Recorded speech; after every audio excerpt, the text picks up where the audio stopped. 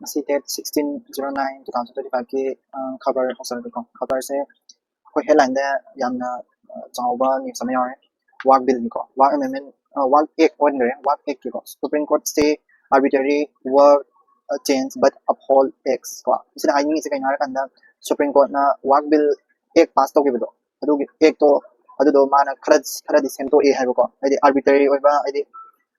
पंखाई दाइजन मान provision का same तो ए अदु दुगा मागी एक तो लौथो पदी लौथो और गुंगे है को एक तो लौथो पदी लौथो और गुंगे अदु मागी provision खरदी कोई आई चेंज तौरगे है ना सुप्रीम कोर्ट ना हाइग्रे को अदु वाक ऐसे कहीं हाइबो हाइपेट सुन काउरम बसे यारम बय है अदुना हाइपेट आई एक्सप्लेन तो जरके को वाक अमेंडमेंट को बिल 2025 पास तो भी तौरबनी को सिसे अदुदा मसी आयादे ना तौनबगे वानी वाक ऐसे कहीं यंग से को वाक ऐसे अते केमते मासे प्रॉपर्टी ने प्रॉपर्टी से कनो बे है तो ये प्रॉपर्टी नि मासे को अदुदा मासे मूवेबल ओबे है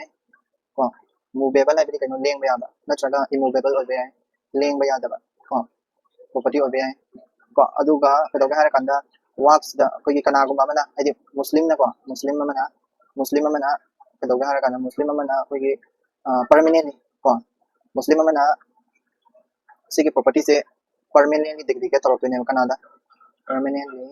dedicate को dedicate को अदु डेडिकेशन तौर से मखल हम दोंगा ले हाइदि कोई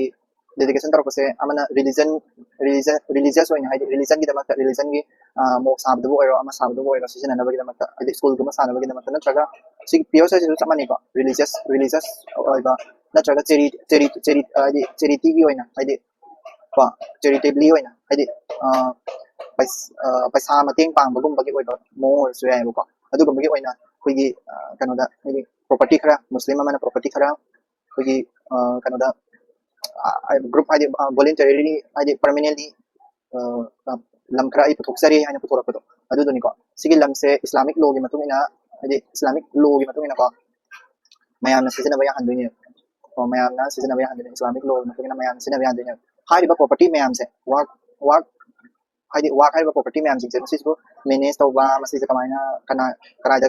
कंट्रोल तौबा कनाना सीईओ ओइबा अदुगुमा मयाम सिंग से करी एक्सना सिगी वाक अमेंडमेंट बिल 2025 सिना वाक अमेंडमेंट की बिल नि को सिसे 2025 की सिदि कोई वाक एक अनमा ले को वाक एक अनमा ले 1995 सिगी वाक एक 1995 से सिजना सिदा यान हना पास हो गयो ने को वाक एक 1995 सिदा मसिजना हाइदि उसिकी वाक से कहीं हाइनी कोई सुमाइना पिथोरकसे सिसिकी कनाना कंट्रोल तौनी कनाना लमसे कनाना पाइनी मागी लमसे सेननबा मी जिंदो कनाना ओनी खोनी को अदु जिंदो हाइदि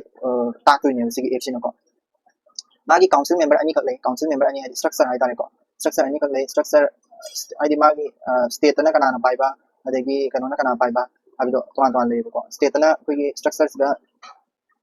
स्टेट ना कनादा ले स्टेट ना कनाना पाइबा कोई state walk council state walk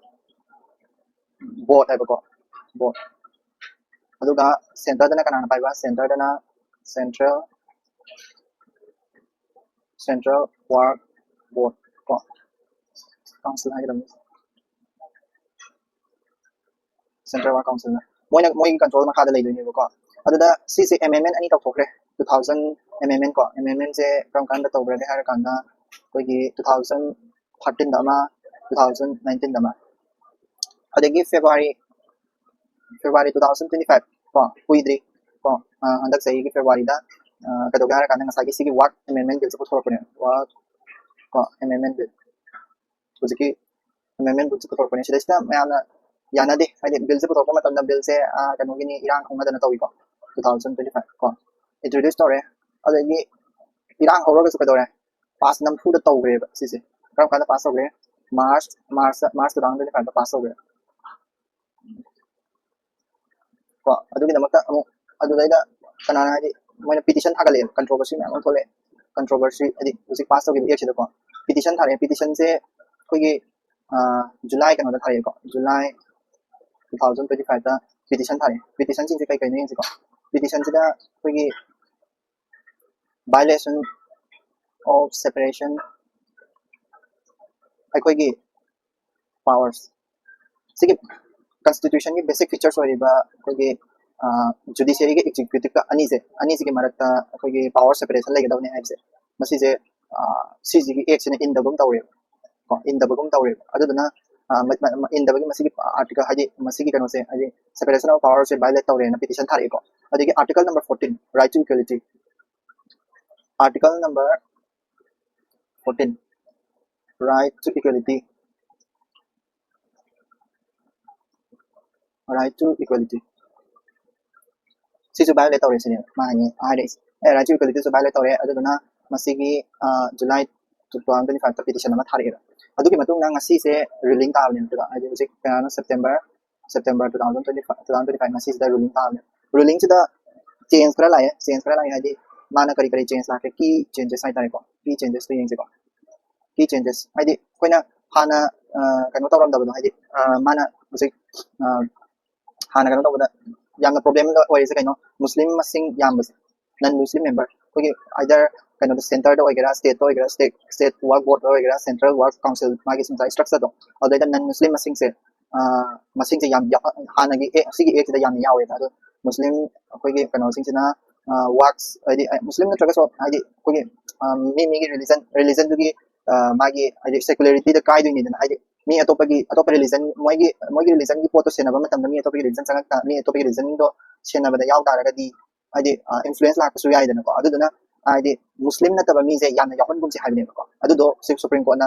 fare adu di haraga non muslim masing se andagre ko non muslim masing se hujikti ke adala rage haraga and center dana maximum mari digi hen ya je 22 level manung mari digi level ya de state na maximum ahum digi hen ya je ko trama thoi level manung maximum ahum digi hen ya je non muslim yaw adi mogi masage adi work central work council na chaga state work board yaw ya bani mi se ko sumaina change togre adagi CEO se adi kano se senari ba work properties se senari ba CEO se muslim as far as possible to handle down compulsory dina de ko muslim haraga mana statement amada as far as possible yaraga di muslim hello sine muslim na chaga atopa mi maga leire kala se muslim da dum khallu sine yaraga di muslim hello ko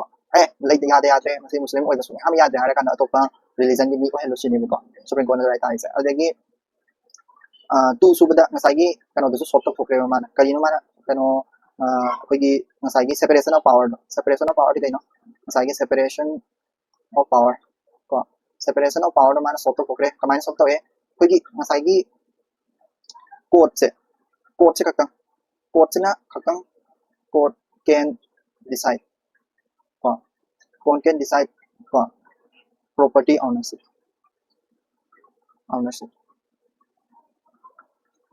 hanadi yung property ownership se yung ni amagi property se kogi sarkar gi DC na kogi pata se pi ko ai state amagi natraga district amagi kogi deputy commissioner DC natraga SDO sina kogi equal pata se pi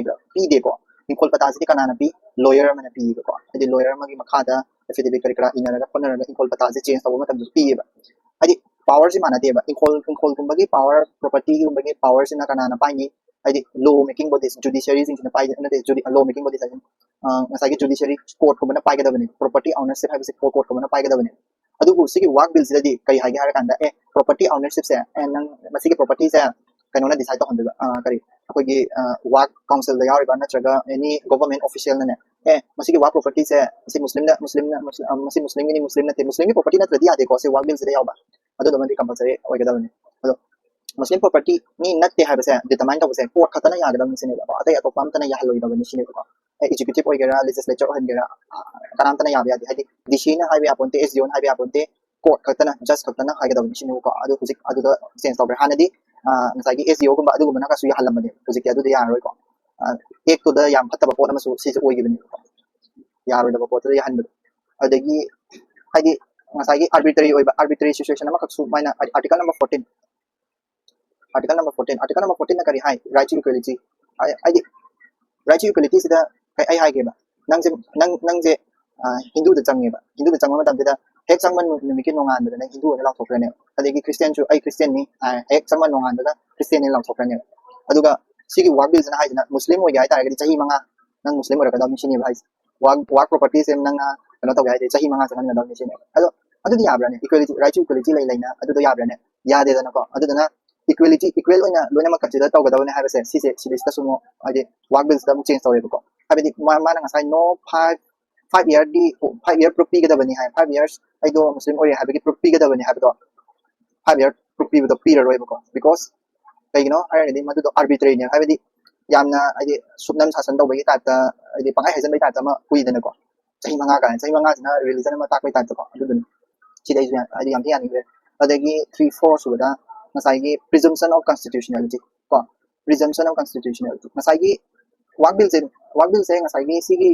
work ꯑꯦꯛꯁꯦ ꯁꯤꯁꯦ ꯃꯁꯤꯒꯤ ꯁꯣꯏꯕ ꯃꯌꯥꯝ ꯑꯃ ꯂꯩꯔꯦꯀꯣ ꯃꯨꯁꯂꯤꯝ ꯅꯟ ꯃꯨꯁꯂꯤꯝ ꯌꯥꯎꯗꯕ ꯑꯗꯨ ꯁꯦꯝꯗꯣꯛꯑꯦꯕꯀꯣ ꯁꯦꯝꯗꯣꯛꯑꯦ ꯑꯗꯣ ꯃꯌꯥꯝꯅ ꯍꯥꯏꯁꯤꯅ ꯑꯁꯣꯏꯕ ꯃꯌꯥꯝ ꯌꯥꯎꯔꯦ ꯑꯗꯨꯗꯨꯅ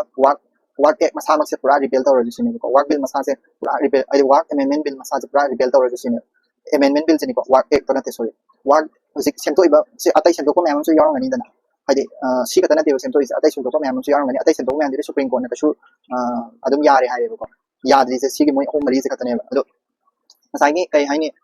ꯉꯁꯥꯏꯒꯤ ꯋꯥꯔꯛ ꯑꯦꯃꯦꯟꯃꯦꯟ ꯕꯤꯜ ꯁꯤꯗ ꯁꯦꯝꯗꯣꯛꯏꯕ ꯕꯤꯜꯁꯦ ꯐꯠꯇ꯭ꯔꯦ ꯍꯥꯏꯔꯒꯁꯨ ꯃꯥꯁꯦ ꯄꯨꯂꯞ ꯄꯨꯟꯅ ꯐꯠꯇꯕ ꯅꯠꯇꯦꯕ ꯈꯔ ꯈꯩꯗꯤ ꯐꯩꯌꯦꯕ ꯀꯣ ꯈꯔ ꯈꯩꯗꯤ ꯐꯩ ꯃꯣꯏ 3-4ꯁꯦ ꯐꯠꯇꯕ 3-4ꯁꯦ ꯆꯦꯟꯖ ꯇꯧꯔꯦꯗꯅ ꯍꯧꯖꯤꯛꯇꯤ ꯑꯗꯨꯗꯨꯅ ꯃꯥꯅ ꯍꯥꯏꯁꯦ presumption of constitutionality से पालगा को constitutionality polity दा अकोई doctrine ना अमा लेनी को doctrine ना polity दा doctrine of basic structure का है ना doctrine of eclipse का है ना बोले को अदु को doctrine लगी मतलब दामनी को presumption of constitutionality है presumption of constitutionality ना है से कहीं ना रखा हाने की एक से सिसे सिद्धांत से तोड़ पनी वाक amendment bill से असोइबा खरा से सेमतोय पुनमक्ति सोइदबनिना वार्क बिल सिदी अदुम हादि वार्क अमेंडमेंट बिल सिदी वार्क अमेंडमेंट बिल से 2025 सिदी अदुम लेजसनो असोइबा खरा से सेमतोगा अदुम लेजसनो अपहोल हाइबको अपहोल हाइदि लेजसनो हाइबको केम चेंज तौदबिदा लेजसनो अतै सिगी सेमतोका जिंदि सेमतोअसि वार्क अमेंडमेंट बिल 2025 सिदी अदुम लेजसनो मागे असोइबा गदि खतांग सेमतोगा सिगी एक कनो से लोशलजी हाइ सिदा मैम से लोई यानाग्रे हाइदि ऑपोजिशन सु यारे अदगी गवर्नमेंट की मागी सिगी सेंट्रल लोकल से लोइना गवर्नमेंट सु यारे लोइ याग्रे को सिदा से यादबा कानि याउजे सुमाइना सेंट्रल पिरक एग्जाम फैको ओके अतोपा पाव अमदना सि हेडलाइंस की सिगी पाव से सिदा इंपोर्टेंट याम ओइको अतोपा पाव अमदा हेडलाइन याउदा Congress RJD are protecting infiltrators PM says in Bihar से इंपोर्टेंट कसु ओइदे एक्सपोर्ट से अखोगी ट्रेड डिफिसिट से हंदरे हाय सिसु कसु इंपोर्टेंट ओइदे अदगी Aadhaar is a part statute can be used by voters say Supreme Court. You know, she gets so Aadhaar की अमसु यारो में बको headline दा मान हाई से कनो कोई Aadhaar से vote कनो तो वमतम दा ID voter ID लो वमतम दा Aadhaar से कोई चंगी दा नको उसे कि तुम चंगना रबनी voter ID लो वमतम दा अदु दो compulsory ओयन गदरा हाबेदी Aadhaar मसा मक्सिना epic card से ID कोई की आई से voter नते हाब से Aadhaar से पारे गदी voter नते हाब से हाइबे यान गदरा सी से ID सी की मतंग दा निको यान ताइको आइसे वोटर कार्ड पाइद्रे अदुगा आई आधार सिना वोट थादबदि आई यायबको वोट थादबदि आई यायबा बट तबदबु आई वोटर असेंबदि हाइबसिदि कमाइना हाइदोइनो आई आधार से पाइरगा वोटर असेंब आई वोट थादबा याबा इंडिया के वोट थादबा याबा मी मखनी हाइबसे कमाइना हाइदोइनो वोटर आधार से वोट इपिक कार्ड हाइदाइको इपिक कार्ड हाइबदि कइनो इलेक्शन फोटो आइडेंटिटी कार्ड को इपिक कार्ड सिगा करी मरी लेनागे हाइबदो सिगी कनो सिदगे हाइबे येंगसिको सिगी न्यूज़ सिदगे टूदा का दोगे हारा करना टूदा इसके न्यूज़ से आधार का कदेगा तो आधार ने एंड इलेक्टोरल लिंकेज आधार का इलेक्टोरल रोल का करीमरी लेने गया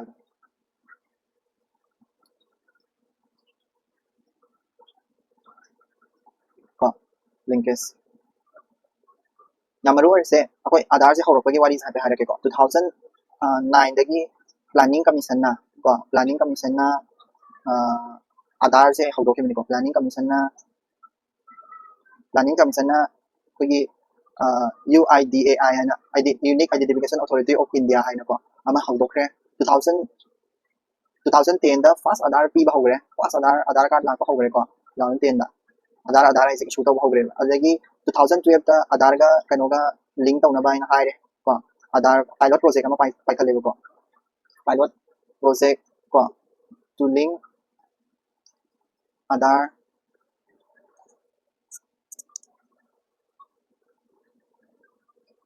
and epic card nasagi kano do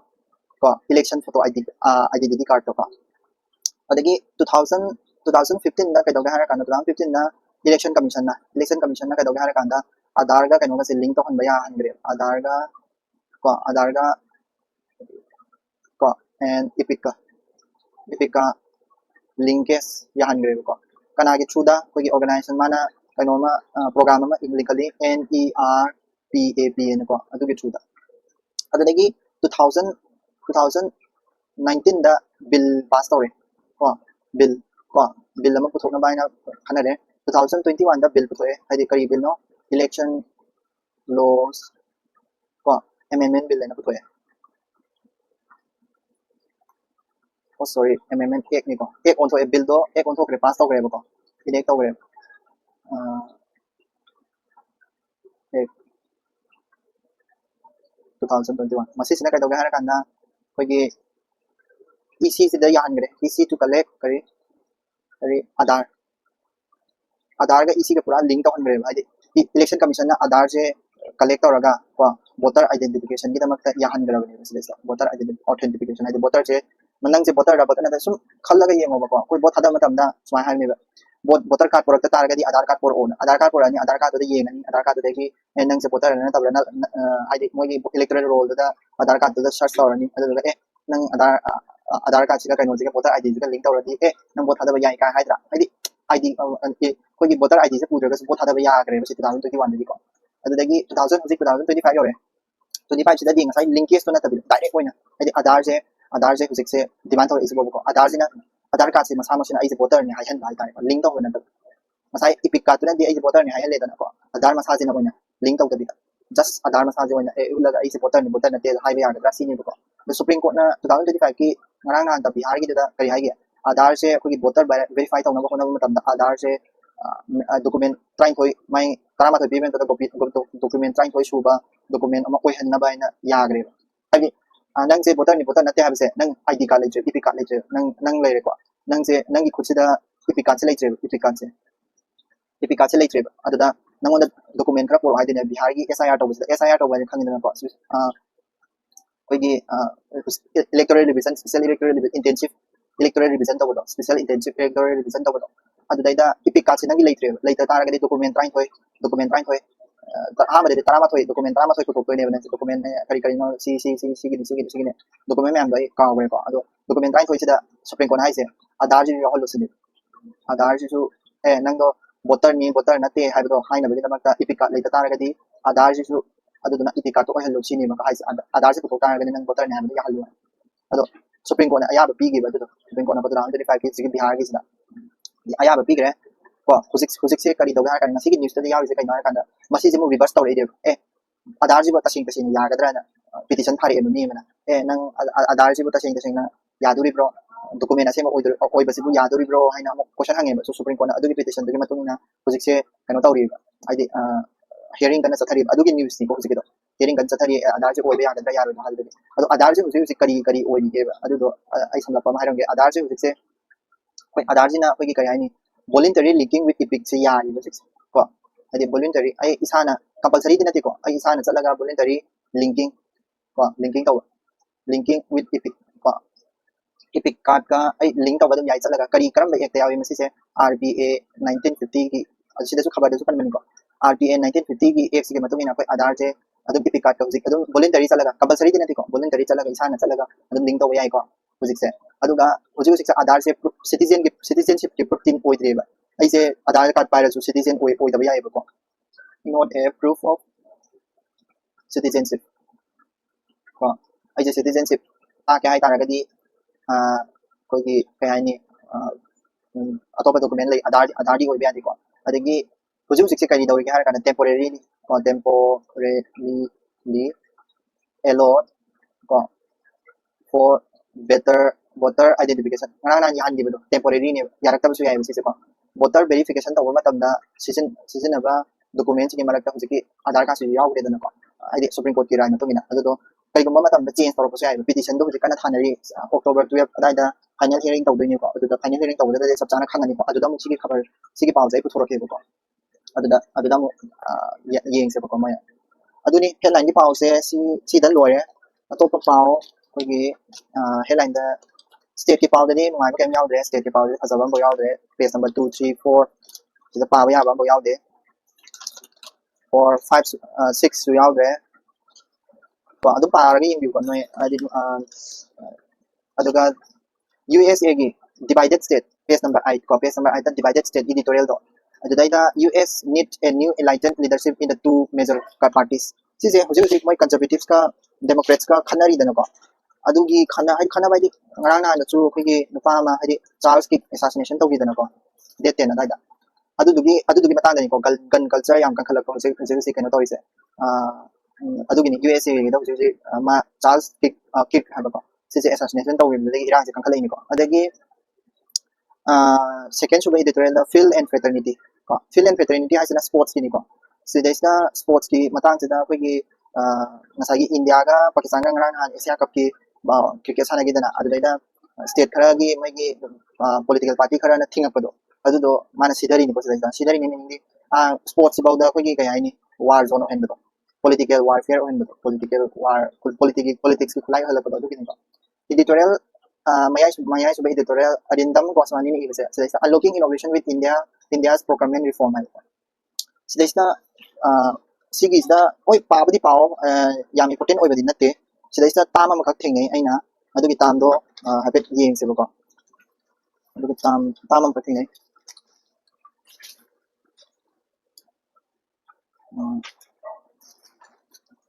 tamdo yeng se ko catalytic procurement hai na ko tamdo se le ko catalytic procurement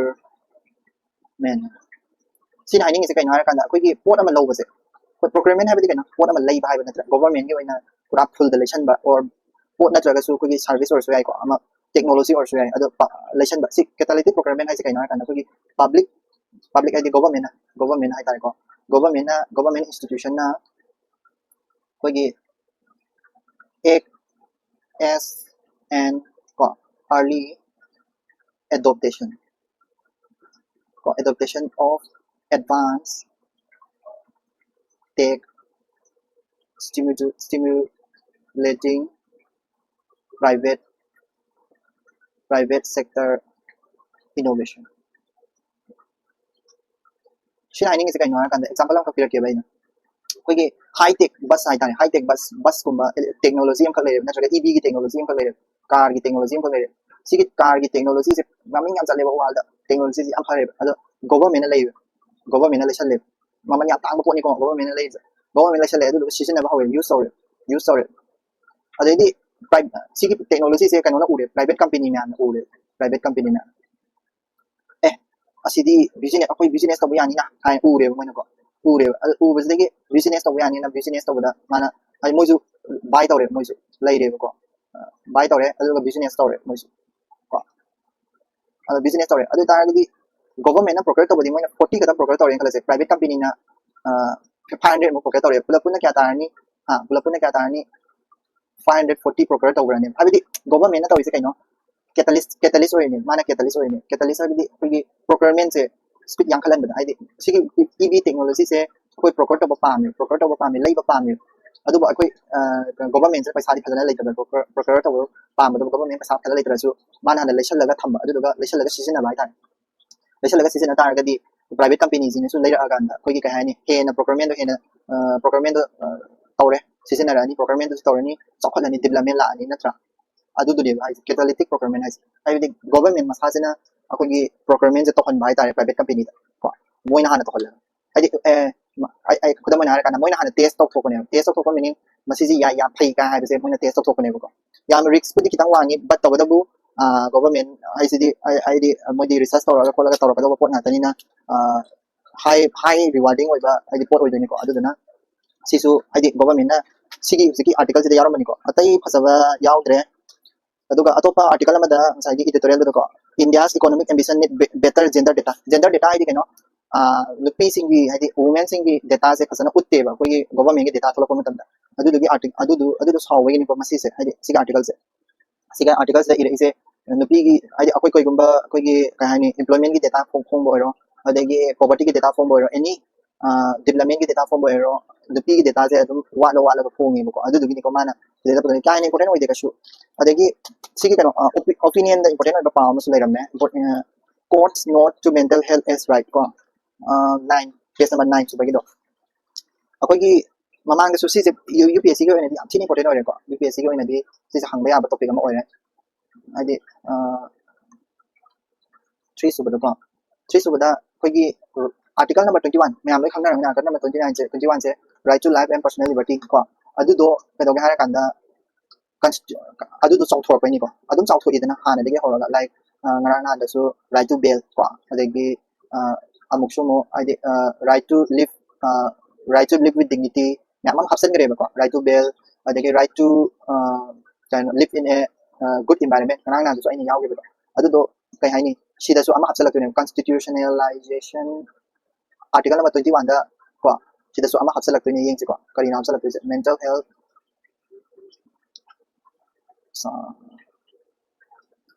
rights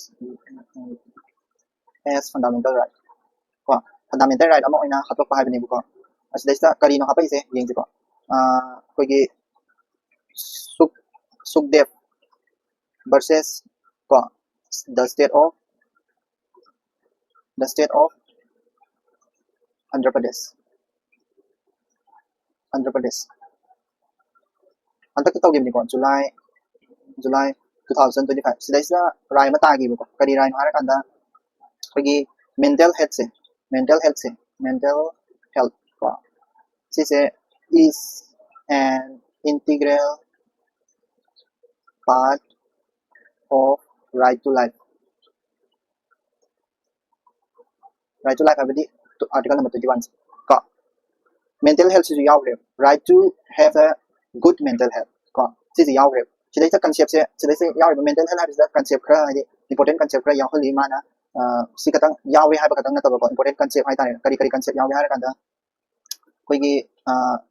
mental health se ta na bona ba matam da koi gi sise yaw duine structural victimization habidi kari goma school lamana koi gi order ma taw thare or kaino rule ma law thare rule do na mara mar kana mental health on daragadi mental health to laga satra sian daragadi madu do structural victimization kaira khanai ko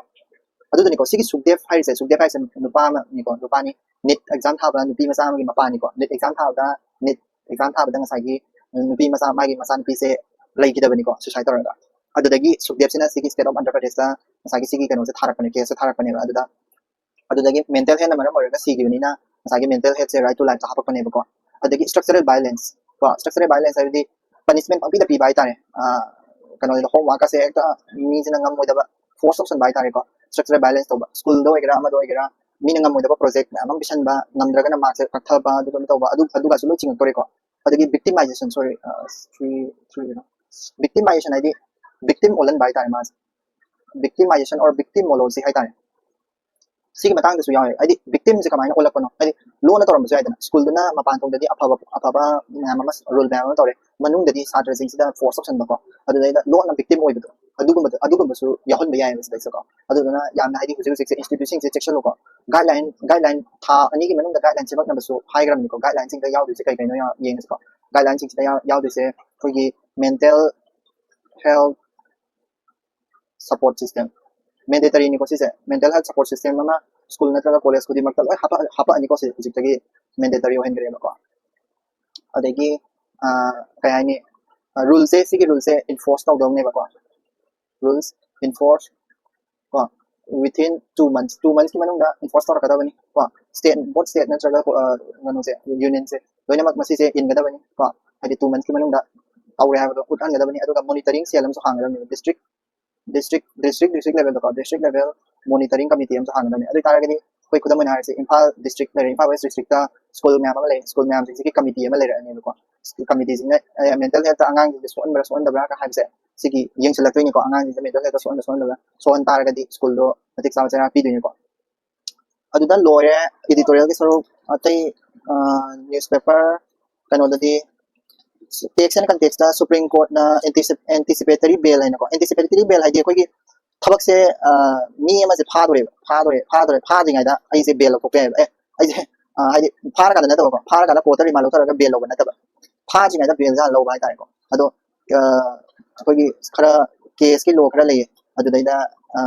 sanagadra sanaroi haddi matang da ka shu important oi di ko adagi involution hai na ma se yawi do involution page number 10 gi what is involution that is plaguing Chinese TV sector? This is involution how is it? In INVOLUSTION. Involution how is it? Atai kanna ko. Koi gi kai hai ni Chinese companies sing hujik kana soiba amaka puthore ko. Kashu budi important ba na koi India ni tam da koi exam tam da important kashu oi ko article se. Involution how is it meaning hai ram gi ko. Involution how is it kai na kan da koi gi China da company gari saba company sing se. Ai di